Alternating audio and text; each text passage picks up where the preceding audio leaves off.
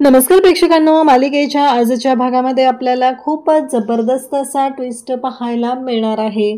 तर आपण ज्या गोष्टीची वाट पाहत होतो ती गोष्ट आपल्या समोर येणार आहे आणि आपण कल्पनाही केलेली नाही, ते म्हणजे की आता सावली आणि सारंग यांचा संसार सुरू होणार आहे।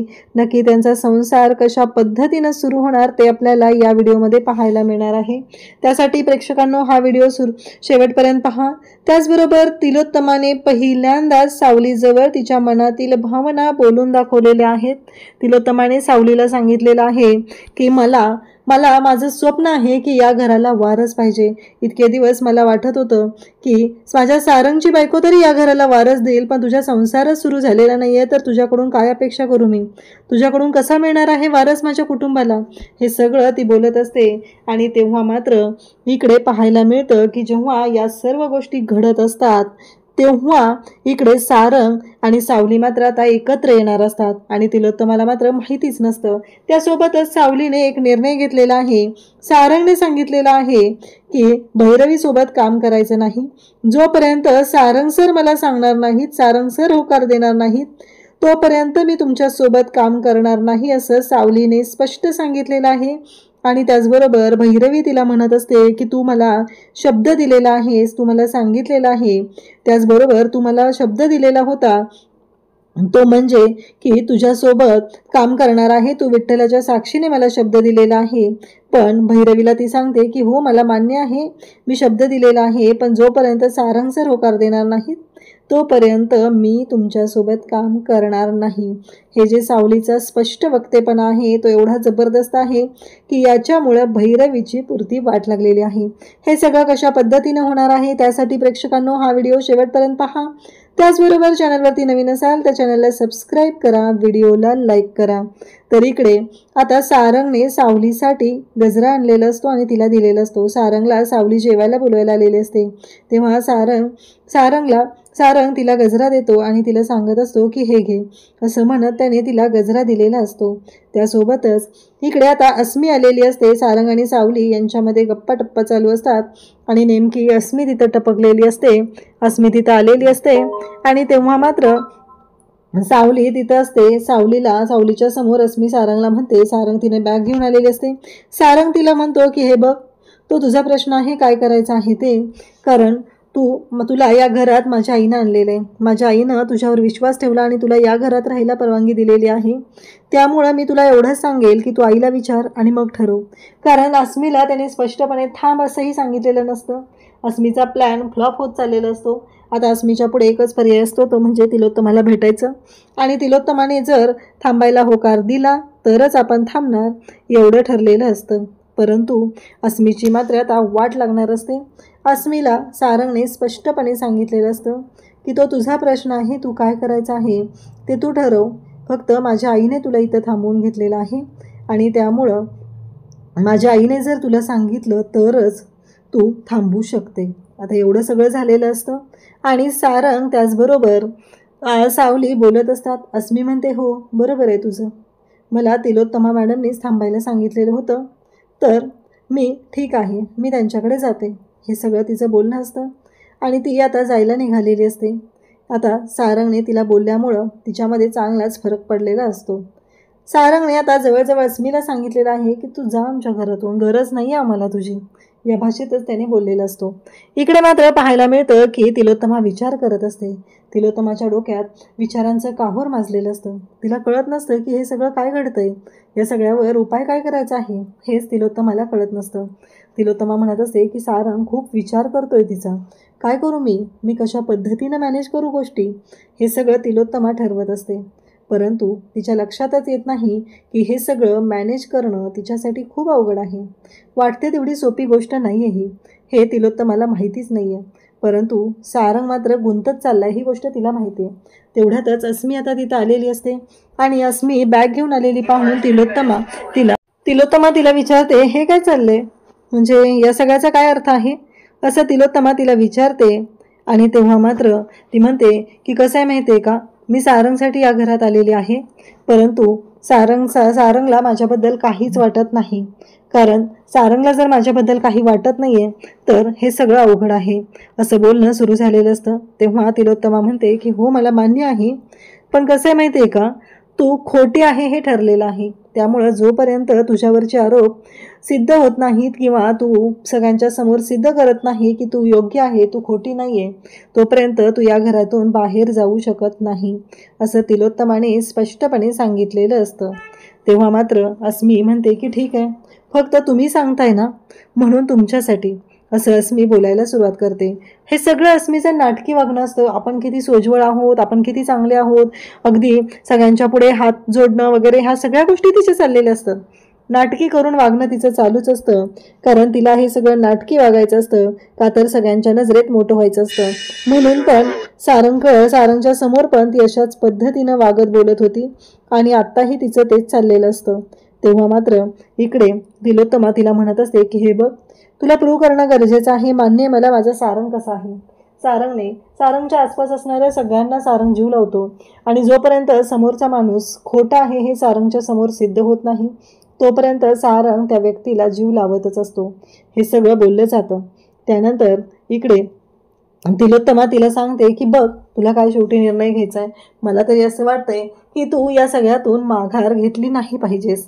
आता तिलोत्तमा ही जी आहे तिला ती अस्मी खरी वाटते, जी गुंडांकडे राहून आली, तिने स्वतःच्या तोंडाने मान्य केले की तिने जगन्नाथसाठी काम करत होती, तरी पण ती खरी वाटते. परंतु इकडे हे सगळं जे काय आहे, सावली सगळ्या घरातल्यांची काळजी घेते, घरातल्यांसाठी करते, सारंगसाठी सगळं करते, पण नाही, सावली योग्य नाही. योग्य कोण आहे तर अस्मी योग्य आहे, हे सगळं चाललेलं असतं. आणि तेव्हा मात्र तिलोत्तमाच्या या वागण्याचा त्रास, या वागण्याचा पश्चाताप मात्र एक दिवस या तिलोत्तमाला इतका होणार आहे की तिने ऐश्वर्या आणि त्याचबरोबर अस्मी अशा 2 नागिनींना सांभाळलेला आहे, तर या नागिनी एक दिवस तिलाच ढसणार आहेत. ज्या ऐश्वर्यावरती तिलोत्तमा एवढा विश्वास ठेवत आहे, ती ऐश्वर्या जी आहे ती अगदी विषारी नागिन आहे, कारण तिला हे साम्राज्य हवं आहे आणि या साम्राज्यासाठी ती कोणत्याही थराला जाऊ शकते. त्यानंतर आपल्याला पाहायला मिळतं की अस्मी आता निघालेली असते. अस्मी खुश झालेली असते, कारण तिला जे हवं होतं ते तिने मिळवलेलं आहे. तिला या घरातून बाहेर जायचं तरी नसतं, पण आव मात्र आणायचा असतो की मी बाहेर चालले आहे असं. हे सगळं तिचं वागणं चाललेलं असतं. त्यानंतर आता सगळेजण जेवायला बसलेले असतात, सारंग सगळे असतात, तिलोत्तमा अजून आलेली नसते. सोहम त्याचबरोबर नील, राजकुमार सगळे जेवायला बसलेले असतात. सगळ्यांच्या सोबत ऐश्वर्याही येऊन जेवायला बसलेली असते. बिचारी सावली एवढ्या मोठ्या संकटातनं बाहेर आलेली आहे, पण तिला कोणी जेवायला घालत नाहीये, तिला मात्र काम करायला सांगितलं जातं. तेवढ्यात तिलोत्तमा तिथे येते. आता तिलोत्तमा आलेली असते. सारंग तिच्याशी बोलण्याचा प्रयत्न करत असतो, पण तिलोत्तमा मात्र सारंगशी बोलत नाही. सारंग तिला म्हणत असतो की आई, तू खरंच माझ्याशी बोलणार नाहीयेस का. तेव्हा तिलोत्तमा इकडे ऐश्वर्याला विचारते, सगदेवला फॅक्टरीत कामावरती घेतलेलं आहे, त्याचं काम कसं चालू आहे. तेव्हा ऐश्वर्या त्याचबरोबर राजकुमार तिथं असतात. राजकुमार म्हणतो की ते ऐश्वर्याचं डिपार्टमेंट आहे, तिला विचार, त्याचा परफॉर्मन्स कसा आहे तो तिला माहिती असेल. हे सगळं बोलणं चाललेलं असतं. त्यासोबतच इकडे आपल्याला पाहायला मिळतं की जेव्हा या सर्व गोष्टी घडत असतात तेव्हा मात्र इकडे आता सारंग म्हणत असतो की आई, मी तुला काय विचारतोय, माझ्याशी तू बोलणार नाही आहेस का. हे सगळं बोलणं चाललेलंच असतं. त्यासोबतच इकडे तिलोत्तमा नाही म्हणून सांगत असते, कारण तिलोत्तमाला अजिबात इच्छा नसते, तिलोत्तमाला बोलायचंच नसतं, म्हणूनच तिनं अशा पद्धतीनं बोलत वागत असते. सारंगला मात्र वाईट वाटत असतं. ती म्हणत असते की नाही. त्यावेळी राजकुमार आहे तो स्वतःहून तिची बाजू घेतो आणि राजकुमार म्हणत असतो की अगं, नील असं म्हणत असतो की अगं आई, असं काय करतेस तू, मला साधी गोष्ट सांग. मला एक गोष्ट कळते, ती म्हणजे आता जे काय घडलेलं आहे याच्यामध्ये काय दोष आहे, एक साधा विचार कर ना. हे बोललेलं असतो. ज्या व्यक्तीची चूक होती त्या व्यक्तीला तू माफ केलेला आहे, पण ज्याची चूक नाहीये त्याला मात्र तू माफ करू शकत नाही, त्या व्यक्तीला मात्र दोषी ठरवत आहेस. हे सगळं नील बोलत असतो. तेव्हा मात्र तिलोत्तमा म्हणत असते की तुझं बरोबर आहे, पण ऐश्वर्याने जे केलेलं आहे ते सगळं या कुटुंबासाठी केलेलं आहे, तिने कोणतीही गोष्ट चुकीची केलेली नाही, असं ती बोलत असते. तेव्हा मात्र सारंगला राग येतो. सारंग आता तिथून निघून गेलेला असतो. सारंग म्हणत असतो की नाही, मला जेवायचं नाही असं म्हणत सारंग तिथून बाहेर पडलेला असतो. सारंग विचार करत असतो की हे सगळं काय आहे. कारण आई चुकीच्या व्यक्तींना पाठीशी घालत आहे, चुकीच्या व्यक्तींची साथ देत आहे आणि तरीही आपण आईचं म्हणणं योग्य आहे असं म्हणायचं, असा प्रश्न सारंगला पडलेला असतो. आणि त्यासोबतच सारंग मात्र आता विचार करत असतो. सारंगने तिथून उठून गेलेला असतो. तिलोत्तमाला जराही काही वाटत नाही. सारंग स्पष्टपणे तिला सांगून गेलेला असतो, हे बघ, मी तुला स्पष्ट सांगतोय आई, मी जेवण करणार नाही. तिलोत्तमा म्हणते की तो तुझा प्रश्न आहे आणि तिलोत्तमा त्याला जायला सांगते, म्हणजे तो जातो. असं त्याचं चाललेलं असतं. त्यानंतर इकडे तिलोत्तमा विचार करत असते की नक्की करायचं काय. नील पण ओरडत असतो. नील म्हणत असतो की आई, सारंगची अजिबात चूक नाही. ज्या व्यक्तीचं चुकलेलं आहे त्या व्यक्तीची चूक सांगण्याचं काम फक्त त्याने केलेलं आहे आणि तरीही तू त्यालाच दोष देत आहे. हे सगळं नील बोलत असतो, परंतु तिलोत्तमाला ऐकूनच घ्यायचं नसतं. आता सारंग रागानेच उठून गेलेला आहे. तिलोत्तमा तिथं शांतच असते. तिलोत्तमा नीलला म्हणत असते की हे बघ, ऐश्वर्याचं काहीही चुकलेलं नाहीये. ऐश्वर्याने जे केलेलं आहे ते या कुटुंबासाठी केलेलं आहे.